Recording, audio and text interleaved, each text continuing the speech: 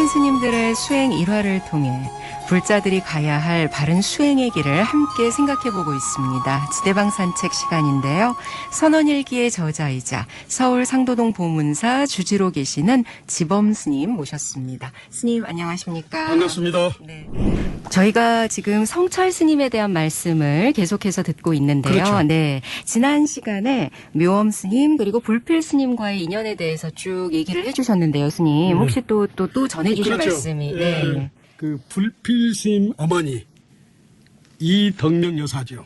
그러니까 남편이 출가를 했잖아요. 그렇죠. 그래서 불필을 수경을 잘 길러가지고 쉽게 말해서 진주 사범학교에 보냈는데 그 믿고 잘 교육을 시킨 수경까지도 출가를 해보니까 얼마나 기가 막히겠어요. 그래서 당시 성철 스님이 파괴사 성전함에서 동구 불출 도량에 나가지 않고 10년 결사하는데 쫓아간 거예요. 예, 쫓아가서 이렇게 얘기하죠. 쉽게 말해서 도가 좋으면은 성철 스님 혼자 가면 되지 왜 잘 키워놓은 딸까지 데려갑니까? 네네. 딸만은 돌려달라고 한 거야. 그 하소연 한 거야. 어머니의 마음에서는. 어머니의 마음이죠. 네. 그래가지고 거기서 쫓겨난 거예요. 거기 쫓겨났죠. 그래가지고 그 이후에 이 이덕명 여사가 불필심에 계시는 성남사를 여러 번, 3번이나 갔는데 불필심이 면회를 안 한 거예요. 끝내 안 만나. 안 만나줬죠. 네. 그러니까 이덕명 여사가 남산댁이죠. 남산댁. 어떻게 얘기를 했냐면 불필이는 독사보다도 도구다. 그렇게 얘기를 한 거예요. 그랬는데 얼마나 어머니로서 예. 서운하셨으면. 그래가지고 그 이후에 그 이덕명 여사가 또 찾아가. 근데 그때 성남사 해주로 어른에 계시는 인홍 스님의 무상 법문을 듣고 네. 대발심을 해서 늦게지만 출가를 해요. 그때가 1967년도입니다. 그래서 주로 성남사에 계시면서 비록 늦게 출가했지만은 정진을 잘 하셨다고 그래요. 신심 있게. 그래가지고 1983년도에 열반을 하죠. 그때 이제 불필 스님이 어머니 이류스님을 이렇게 해고를 해. 비록 우리 어머니 이류 스님은 늦게 출가했지만 훌륭하게 수행하시다 간 그런 스님이었다고. 예, 그래서 이제 그 다비를 했는데, 네. 예, 성남사 다비, 이류 스님 다비를 했는데, 연못에, 또 산에 무지개가 이렇게 쫙 피었다고 그래요. 그래서 일타스님한테 그 얘기를 하니까 참 희원 일이다. 정진을 잘했다고 이렇게 말씀하셨군요. 말씀하셨다고 네. 그래요. 지난 시간 묘엄 스님, 불필 스님에 대한 그 말씀에 이어서 오늘 이료 스님과의 인연 얘기까지 쭉 주셨는데요. 이 세속의 정을 끊어야 하는 점에서는 이 아까 어머님의 입장에서 굉장히 이제 막 서운함도 토로하셨지만 이 진리를 향해서 모두 한 길을 가셨다는 게 참 아름다운 인연이었구나 그렇죠, 싶은데요. 그렇죠. 그런데 네. 성철 스님 아버님에 대해서 잠깐 네네. 얘기를 하고 갈까 하면 네네. 이상은 거사님 3남 4녀 중에 성철 스님이 맞이잖아요. 맞이가 출가했잖아요. 예전에 큰아들, 네. 큰아들이 출가했잖아요. 그래가지고 이 이상은 거사께서 아들을 부처님이 데려갔다고 해서 경호가 그 강이 경호강인데 거기다 그물을 쳤다고 그래요. 그물을 쳐서 고기를 잡아서 살생을 했다고 그래요. 내 아들을 데려갔으니까.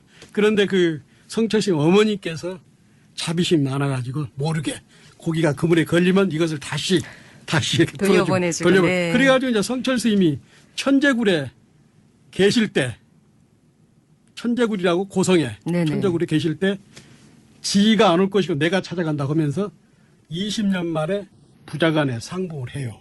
그러면서 20년 만에 성철 스님 만나는데 완전히 다른 모습이잖아. 수행자의 모습, 뭔가 울림 있는 모습을 변했거든. 그래가지고 갔다 와서 하는 얘기가 오늘부터 경호강에 그물을 풀어라. 그렇게 했다고 해요.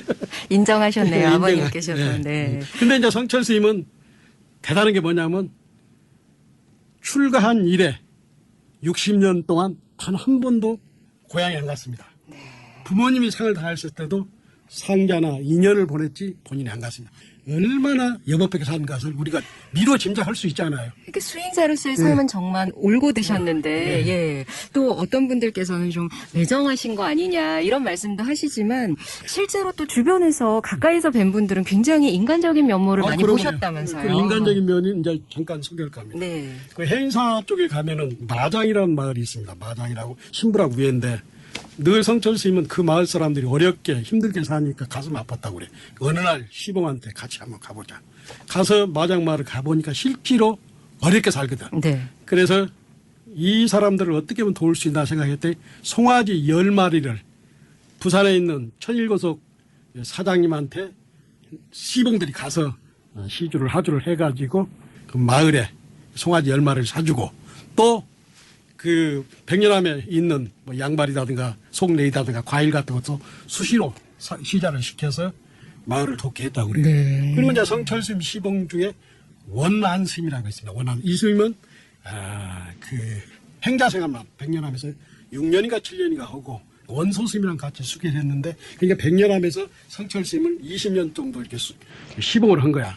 근데 폐가 아파서 폐결핵이 와서 대중조사에 피해가 되니까 떠나게 된 거야. 네. 그래서 그때 그 시봉들한테 백년암 통장을 다 가져라 해가지고 그때 어려운 살림이니까 그래가지고 한 1,000만 원 정도를 보시오고 또 신도가 어떤 분이 스텔라를 백년암에 시주를 했는데 그것까지 보내고 그러면서 성철스님 여법하고 아주 칼날 같지만은 또 내면에는 따뜻하고 포근한 데가 인간적인 데가 있었다고 그래요. 네.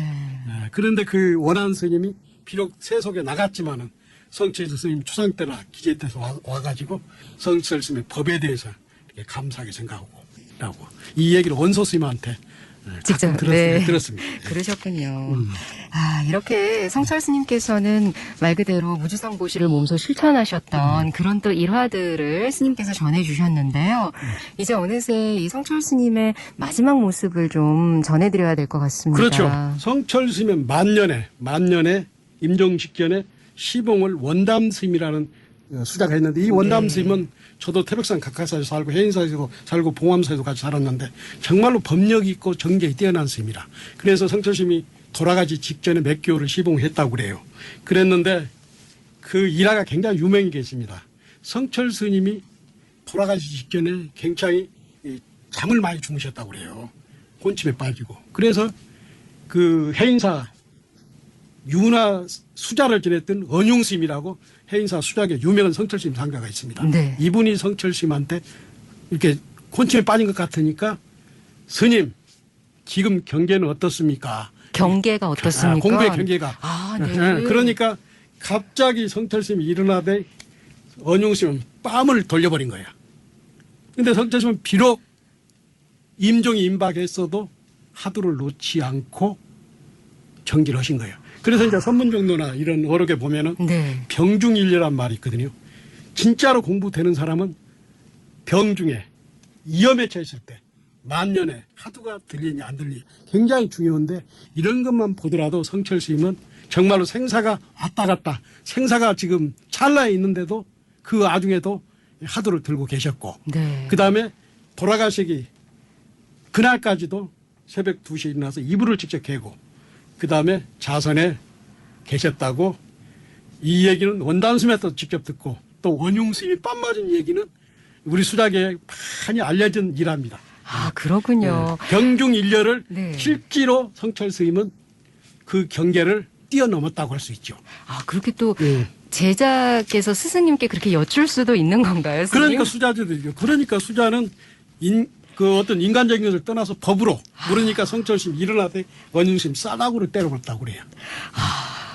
그만큼 성철 스님은 임종이 임박했을 때까지도 하도가 성성한 아주 대선지식이라고 볼 수가 있죠. 네. 오늘 이 시간, 이제 지난 시간에 이어서, 불필 스님, 또 묘엄 스님과의 인연, 그리고 이료 스님과의 인연을 말씀을 주셨고요. 그리고서 이제 성철 스님의 어떤 인간적인 모습과 무주상보시를 행하신 모습, 그리고 이 마지막 모습까지 전해주셨는데요. 네. 네. 성철 스님은 공부를 마친 도인으로서 도인 세계에 안주하지 않고 네. 자비심과 보살의 원력으로 승속을 막론하고 근기에 맞춰서 법을 펴셨죠. 네네. 성철노사의 법어집이나 시본기를 살펴보면 다음과 같은 공통점이 있어요. 예, 첫째, 네. 불전에 대한 신심, 부처님을 믿는 그 신심에 대해서 강조하셨고, 두 번째, 시주물을 아껴라. 세 번째, 열심히 정진해라. 네 번째, 계행을 잘 지켜라. 다섯 번째, 공심을 가져라. 가장 중요한 부분입니다. 가장 중요한 가르침은 참선해서 하두를 들어서 자성을 밝혀라.